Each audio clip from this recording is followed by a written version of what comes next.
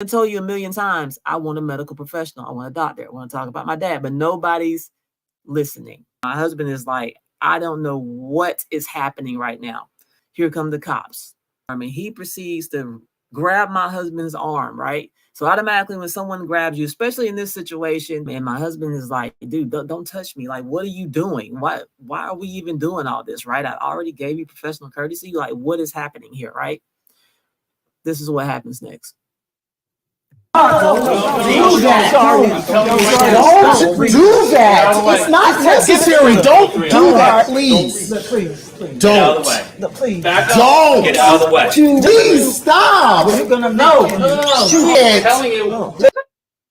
So in this moment, the officers pulled their weapon, and I'm standing next to my husband. I immediately jump in front of him. They got their weapons drawn for no good reason. They just didn't like the fact that my husband had on his security gear, right?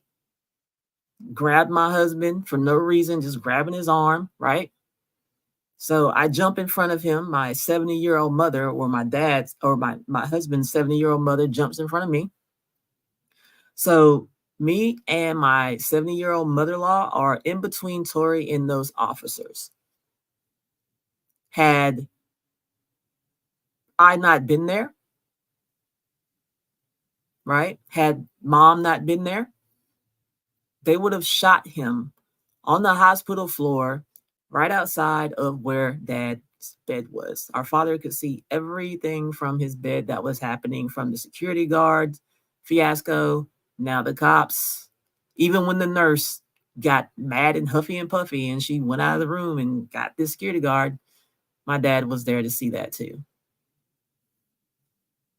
All this because we continuously asked for a medical professional. We want to see a doctor. We want to know what's going on with our dad. Nobody was listening, right? The security guard wasn't listening. The initial nurse wasn't listening. And now the cops are not listening. Let's continue. Get out of the way. Please stop. It's not necessary. It's not necessary. What are you guys doing? Sorry. Let me listen to your father. Listen to your father. Put it on the floor, okay? Why are you doing this? Now you hear my husband crying. He's upset because he doesn't understand why they're doing this. That's the part that when I was standing there in front of him and they had their guns drawn and he began to cry, like, why are you doing this? I don't deserve this. I haven't done anything. And he's right. He hadn't done anything to warrant having guns pointed at him, at his wife, and at his 70-year-old mother, trying to protect him from being shot. How did we get to level 100? You heard all the audio. My husband was never loud. He was never disorderly. He was never disrespectful. He just asked for a medical professional a million times, asked for a doctor a million times, right? Could not get what he wanted, right? What are you doing, guys? You don't have to do this for what They don't. They don't. Come here. Because of what she did, it didn't do anything. It's okay. I know. I was standing there with him and I saw how distraught he was. I saw how he was hurt too. Like, I don't understand why y'all are doing this to me. I didn't do anything to deserve this. I don't understand what's happening. Why are you guys doing this to me? He was so distraught, right? And we were very clear in the beginning, right? Our father's in the ICU. We drove all these hours to be here. We're tired and concerned for our dad. We have a lot going on. There's a lot of stress. This is our family situation, right? So that's why my husband is breaking down and he's crying, right? Not only because he wants to just come and advocate for his father, but he's not a criminal. What is going on here? Let's continue. She didn't do anything, and you guys are doing the fucking shit. I know. I did not do anything to deserve this. Sorry, you gotta comply. They're gonna kill you. You hear his mom, the 70-year-old mom in the background. She's scared. She's thinking they're gonna kill her son, right? Same thing. I'm thinking they're gonna shoot him. Are you serious? Advocating while black. Advocating while black. All because we wanted to see a doctor. We wanted a medical professional. How many times did you hear us ask for that during this audio? We asked for it over and over and over and over again and was told basically, we don't care what you want. That's basically what we was told, right? Had I not been there, right? Mom not been there, right? My husband would be laying out on the floor right in front of his father's room. His father could see everything that was happening. And when I think about that, it upsets me. I don't have the words to describe how upset it makes me that my husband could have been dead because he was advocating for his father in the hospital. He did not threaten anyone. He didn't get up in that nurse's face. It was a lie. Let's continue. You can't help me. I talk to you, man. You can't help me if you Just put your hands on your Oh, head. you. Step up. Put your hands on your head. Come up Just this do way.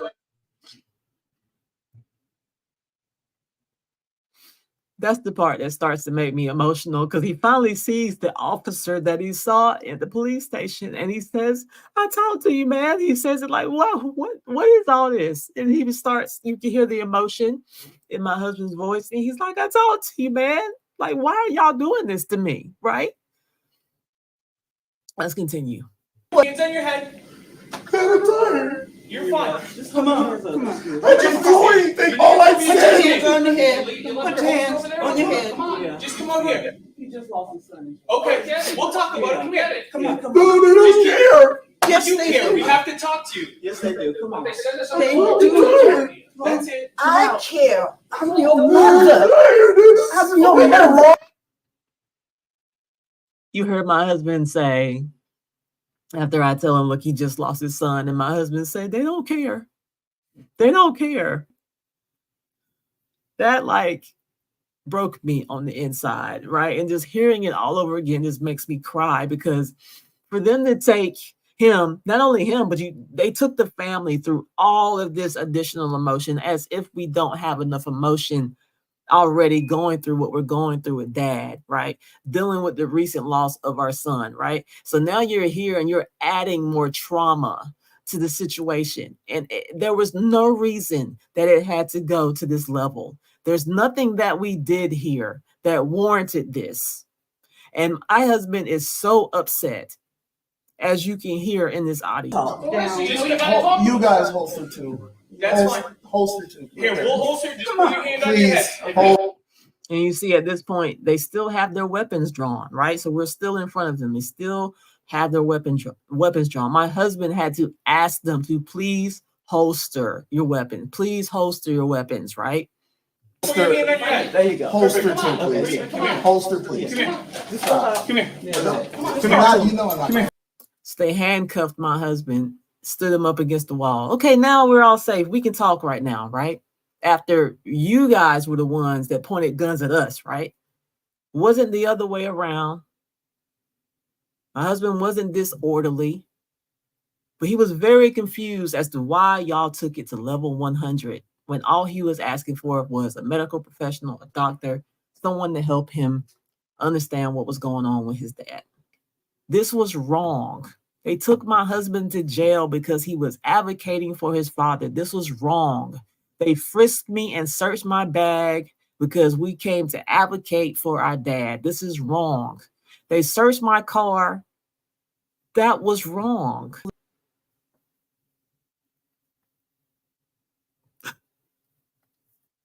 I can't think about anything else until I have my husband right here next to me. I need him to walk through the doors safe and sound.